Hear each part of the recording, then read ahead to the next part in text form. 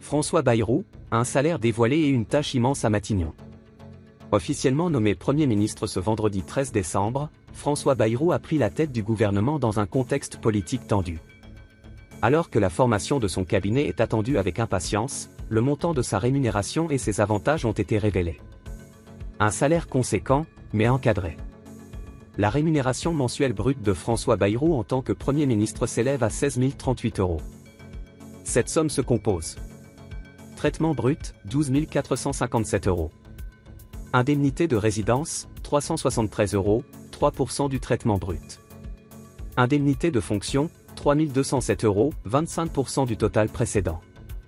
Bien qu'importante, cette rémunération reste inférieure à celle d'autres dirigeants européens, comme le chancelier allemand, 25 000 € brut mensuels, ou le Premier ministre belge, 20 800 € brut. Des avantages notables. Outre son salaire, François Bayrou bénéficie de plusieurs avantages liés à sa fonction. Résidence de fonction, l'hôtel de Matignon à Paris et le château de Souzy-la-Briche, Essonne, comme résidence secondaire.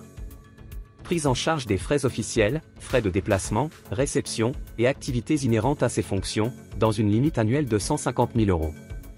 Avantages après mandat, protection policière, voiture avec chauffeur. Un contexte politique délicat. Lors de sa première déclaration officielle, François Bayrou a souligné l'ampleur du défi qui l'attend.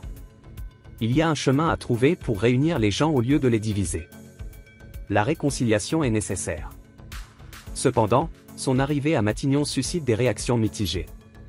Certains partis, comme les Républicains et une partie du centre, ont salué sa nomination. La France Insoumise, LFI, par la voix de Mathilde Panot, a annoncé qu'elle voterait une motion de censure contre son gouvernement, dénonçant un choix non représentatif du nouveau Front populaire. Un défi budgétaire urgent.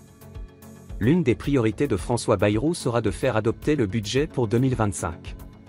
Dans une Assemblée nationale sans majorité claire, il devra négocier avec les différentes forces politiques pour éviter une paralysie institutionnelle. Une responsabilité immense.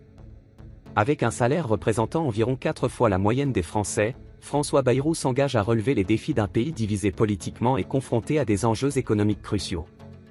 Si ses premiers mots appellent à la réconciliation, il reste à voir s'il pourra rassembler suffisamment pour conduire son gouvernement avec succès.